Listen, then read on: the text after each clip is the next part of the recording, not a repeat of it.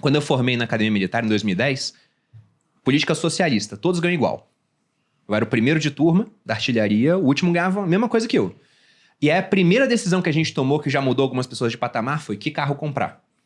E aí eu tinha amigos que compraram um Palio e tinha amigos que compraram um Corolla.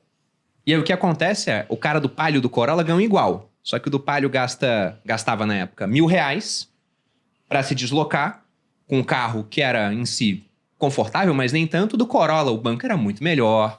Só que o seguro era mais caro, o IPVA era mais caro, as despesas de manutenção eram mais caras. Se bater. Se bater mais caro. O cara do Palio, ele parava em qualquer cantinho, não se importava muito. Do Corolla, não, tem que parar aqui, vou pagar o guardador, parar no estacionamento. Então, quando ia ver, um cara gastava muito mais do que o outro, sendo que eles ganhavam a mesma coisa. Então, quando você pega essa definição do Kiyosaki de ativo e passivo, ambos tinham passivo, só que o Corolla era um passivo mais pesado do que o Palio. Porque ele tirava mais dinheiro, sendo que o cara não ganhava mais porque tinha aquele carro. Então, esse tipo de decisão, logo no começo, começou a atrasar a vida de algumas pessoas em comparação às outras que tinham gastado menos nesse passivo. E puderam investir para ter ativos que, com o tempo, gerariam um fluxo de caixa para comprar esses passivos. Por outro lado, se o seu trabalho for de motorista particular, você precisa ter um Corolla e um Palio não vai suprir a sua necessidade. Você mas não vira ele o Uber sai... Black de Palio. Exato. Nesse caso, ele é um ativo. Ele sai da caixinha. Isso eu acho muito legal a gente falar, porque é exatamente isso que ele traz nesse livro. Muito não bom. é catalogado. É uma casa é um passivo, é um carro é um passivo.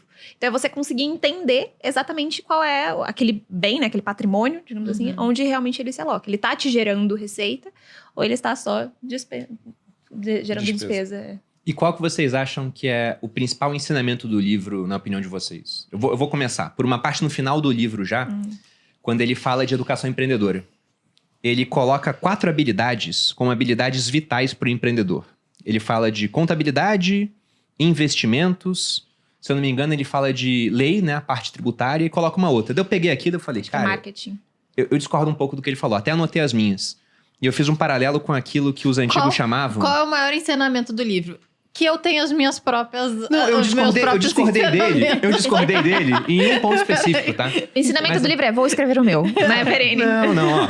O ensinamento do livro, quando ele fala... Eu vou pegar aqui certinha a anotação. Aí depois eu falo a minha, tá? Então. Que ficou melhor do que a dele, diga-se de passagem. Tá bom. Mas, ó, lá no final do livro... Deixa eu vir aqui pro final. Ele coloca como QI financeiro. 4 habilidades: contabilidade, investimentos, entendimento do mercado e o entendimento da lei, principalmente tributos e proteção legal. Contabilidade em si é você ler o balanço de uma empresa, entender o que os números estão contando da história. Entendimento Investimento, da lei, a gente contrata a Giovana, né? não só contratar. Ele fala de contratar pessoas boas, mas o cara em si Não ter o entendimento da lei, pelo menos sumário, a ponto de saber até quem Sim, contratar, entendeu? Exato. Ver se não está sendo enrolado. Então, contabilidade e entendimento da lei seria isso, tributos e proteção legal. Investimento é realmente saber investir o dinheiro no mercado. E entendimento de mercado não é só o mercado financeiro. É entender, cara, tem muita demanda por salão de beleza e só tem um salão. Então, será que não vale a pena abrir um salão? Ele colocou isso. Eu lembrei daquela ideia dos antigos de uma educação que era baseada no que eles diziam, chamavam de trivium e quadrivium. Trivium seria aquilo que chegou para nós como trivial, né? Era a arte da palavra. Eles colocavam gramática, retórica, dialética e depois ia pra arte dos números, que era um quadrivium. Uma educação mais avançada. Aí tinha aritmética, astronomia, música e geometria. Aí eu pensei, o que seria o trivium e o quadrivium do mundo de hoje? Eu tenho 2 irmãos mais novos. E eu tava falando com um deles, tá com 16 anos agora, e eu disse, olha, você tem que ser muito bom em matemática e em português. Ele falou, geografia, história, tudo é legal você saber, mas se você sabe matemática e português, sabe fazer contas básicas, você consegue empreender. É conta de margem, é conta de multiplicar, dividir.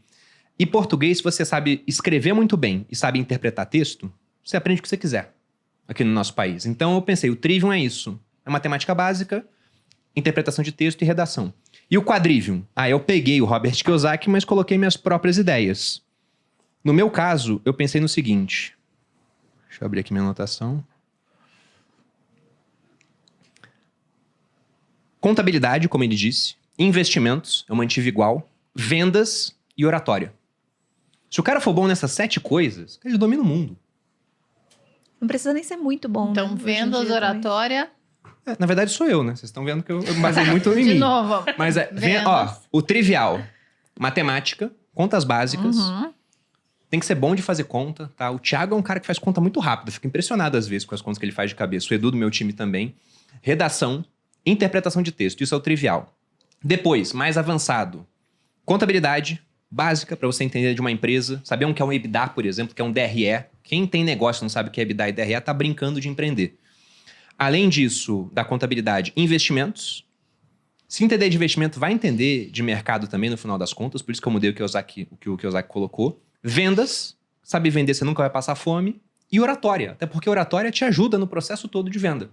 Então, seria isso. Esse é o insight principal que eu tirei do livro. Valeu a pena a releitura do livro inteiro, por mais que tenha discordado de muita coisa, porque eu não lembrava dessa parte. Eu falei, caramba, como é que Mas eu deixei você passar? falou da última vez que você leu. Eu lembro de ter Isso aqui? anotado isso. Certeza? É, Bom, a tinha gente esquecido. gravou já um podcast desse livro, onde eu anotei essas coisas. Eu lembro de ter anotado. Você tem certeza que você lembra disso, Paulinha? Tenho. Cara, você bota na balança minha memória sua, eu costumo ganhar. Nunca Tem saberemos. certeza? Nunca Tem saberemos. certeza que você costuma ganhar? Nunca saberemos. Você lembra disso? Depende de que assunto a gente tá falando. As mulheres vão me entender. O homem lembra apenas das coisas que não servem pra gente. Das coisas que... No geral, ele não lembra de todas as coisas. Eu sempre falo, nunca saberemos. Mas eu queria saber de vocês. Principal aprendizado retirado do livro.